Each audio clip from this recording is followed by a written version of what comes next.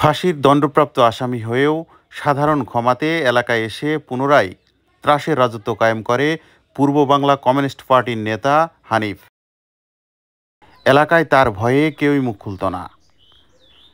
আজ মর্গের সামনে নিথর দেহ পড়ে রয়েছে হানিফের।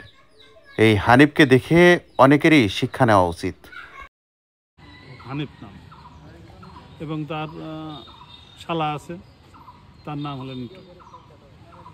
এখন আমার স্বাস্থ্য ভাই সন্ধ্যার সময় কখন আইয়েছে এটাও আমি জানি না, তো শুনতে পারলাম যে হলো 5টার দিকে বাড়ি থেকে বেরিয়েছে, বেরিয়ে কোথায় গিয়ে জানি না।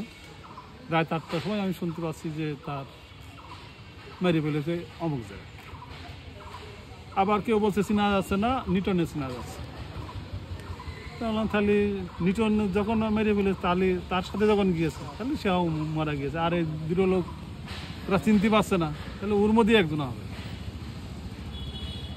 তো এইসব কথাবার্তা শুনতে শুনতে মোবাইলে ওদের ছবি এসে গেল, তখন জানতে পারলাম যে সে প্রকৃতি সে মারা পড়ে গিয়েছে।